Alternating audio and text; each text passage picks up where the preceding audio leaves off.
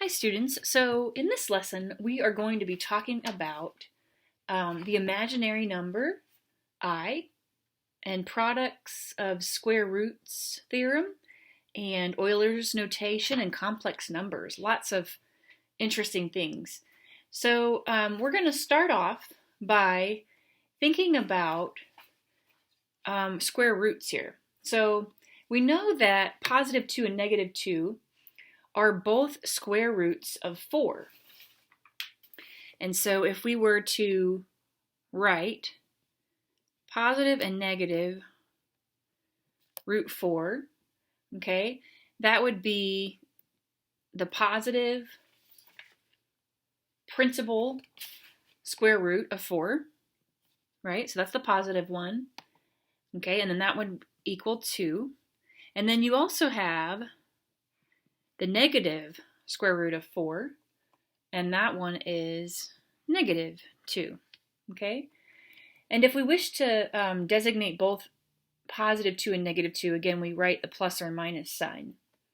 And we remember that if the square root of a number is multiplied by itself, the result is the number. So for example, if we did so here's an example here, root 2 times root 2, that would be root 4. And root 4 again is equal to 2. So again, it says the square root of a number is that which is multiplied by itself and equals the given number. Or if the square root of a number is multiplied by itself, then the result is the number. Okay? And that's the definition of the square root. Other examples include, we could do root 3 times root 3, and we would get root 9, and root 9 is 3. The number multiplied by itself that gives you 9 is 3. But now we've got this one here. We've got root 4, root of negative 4 times root of negative 4, okay? And when we multiply that through, we get negative 4. If we use that same definition, that if the square root of a number is multiplied by itself, the result is the number. So if we think about it this way, it would be negative 4. But we can't locate the square root of negative 4 on the number line. Any positive or negative number times itself equals a positive number, not a negative number. Okay, so it says here there's no number on the real number line that can be used to solve this. X times x equals negative 4. There's no real number on the number line that can be used to solve that. Okay, we can locate positive root 4 on the number line, which is 2. We can also locate negative square root of 4, which is negative 2. But we can't locate the square root of a negative number on the real number line. And so this is where imaginary numbers come in. All right? So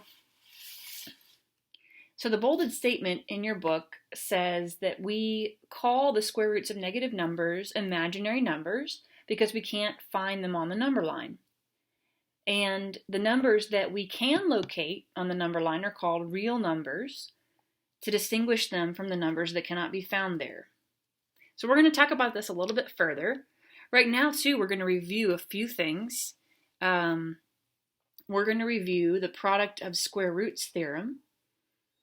And I'll go ahead and read that to you. So the positive square roots theorem is this. So we've got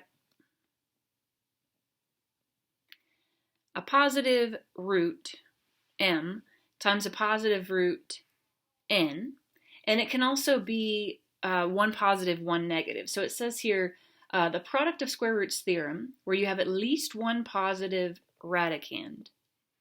If you were to do that, then you would end up getting the square root of these two numbers multiplied underneath here. We've kind of done that before. We'll go over these again, but we've done this before in a previous lesson. Let's go over an example. So, for example, square root of 3 times square root of 5 gives you square root of 3 times 5, which is 15. All right, and then another example would be the square root of negative 3 times the square root of 5. And then that would be the square root of negative 15, because you'd have a negative times a positive.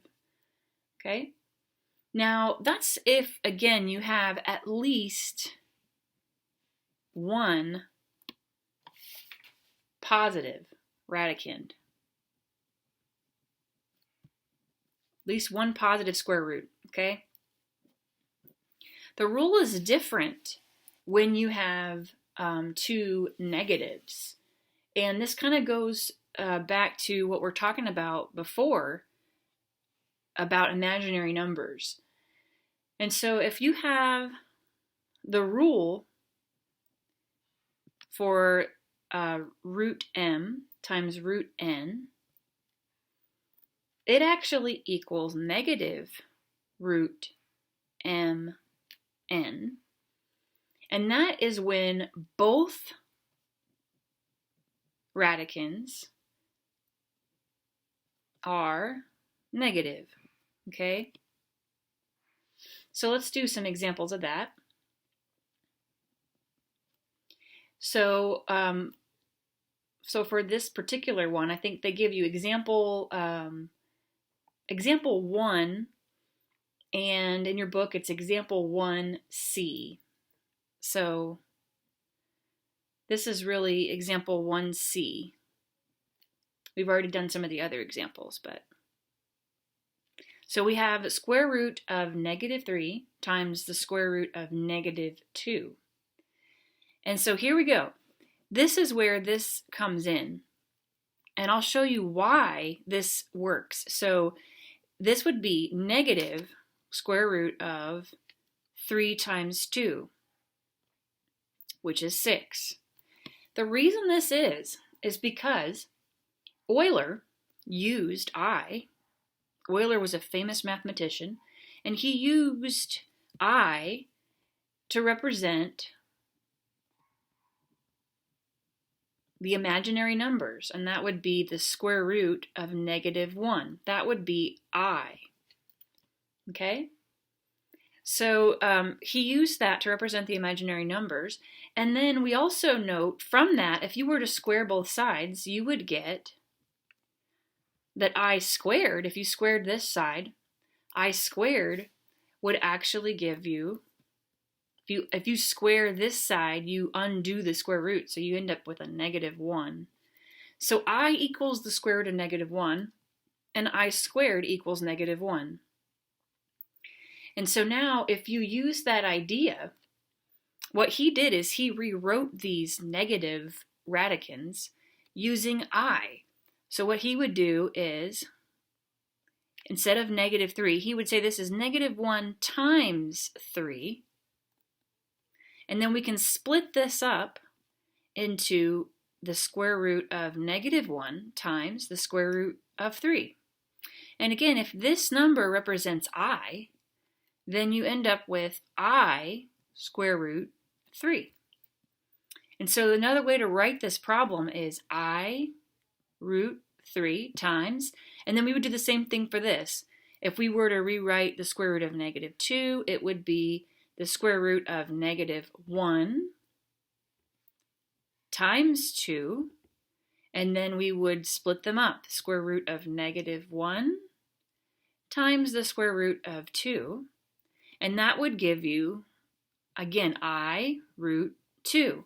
So if you're going to rewrite this, you'd have I root 3 times I root 2, and then we can use the ideas, again, I times I. If you're multiplying a power times a power, you add the exponent. So this is I to the first power, I to the first power. If you multiply this together, you get I to the second power. And then using that previous rule up here, then we just multiply the two numbers underneath the square root. So this is square root of 3 times 2. And again, I squared, going back to what we said, I squared is -1. So this is -1 times root 6. And so now you can see that these match. This right here, the negative square root of 6, and this right here, -1 square root of 6, that's the same thing, -√6. And so you can kind of see how they got this rule, okay? So let's do another example where Euler used his notation to rewrite these. So let's try this again. So negative square root of 13. If I were to write negative square root of 13 using Euler's notation with the I could rewrite this. Again, just think of a -1 times the number. So -1 times 13. And then we're going to split them up. So it's going to be -1, square root of -1 times square root of 13. And again, this is I. So we just say I times root 13, or I root 13. All right, going back to our example before, we had square root of -4. Okay, so this is good. So notice again, we can use this notation, square root of -1 times 4. And then we can think of this as square root of -1 times square root of 4. And then we would get I times square root of 4 is 2. So this is I times 2, or you can say 2I. Okay, and that's only if we're using, in this case, we're using just the positive square root here. And so, yeah, that would be all of those examples. And so we note that complex numbers are written with a real part and an imaginary part. So this is the second part to this. They talk about complex numbers, and then we're going to go through some examples here. So complex numbers, these are complex numbers here. You can have complex numbers where you have an imaginary part and a real part. So on here, a complex number can be written as the real part plus the imaginary part. The imaginary part, remember, is the part with the I. So again, here's the real part, A, and then the imaginary part is the part with the I. Okay, so for example, there is an example in your book, 4 plus 5I.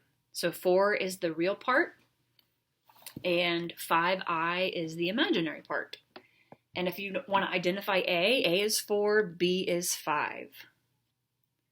So what we can do with these things is we can add these together, we can multiply them, and we can also subtract, we can divide them. But I think in this particular lesson, they're only wanting you to add them, and then they're going to do a simplification part on top of that. So we're going to simplify some expressions with i's in them, okay?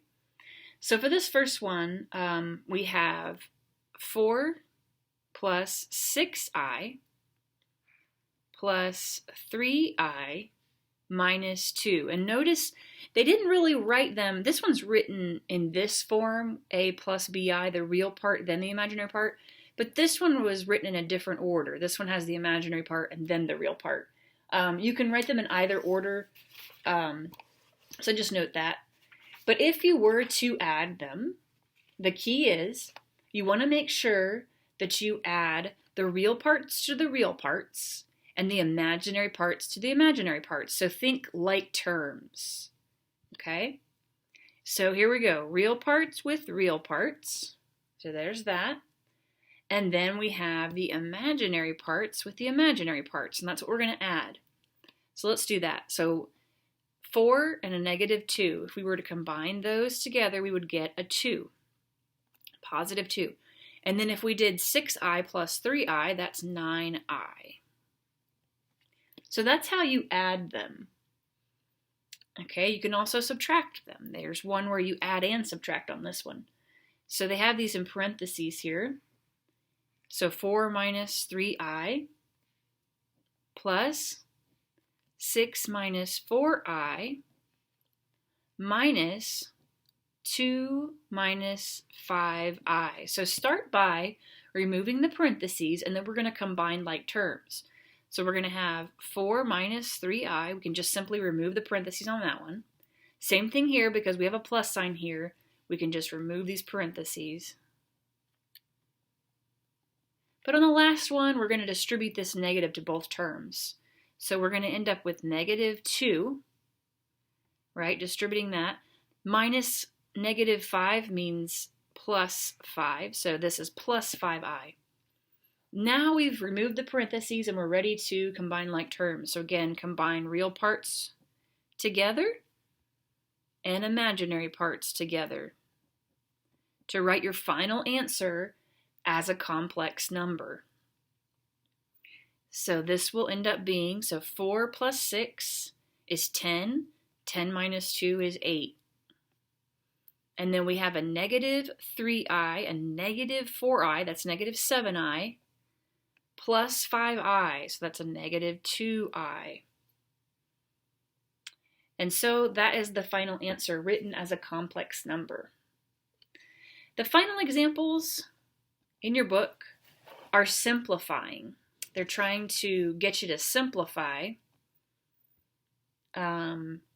these expressions that are written kind of funky. They put things next to each other, meaning you're going to multiply them. So this is like 2 times I minus 3 times I times I times I. It's a little crazy here.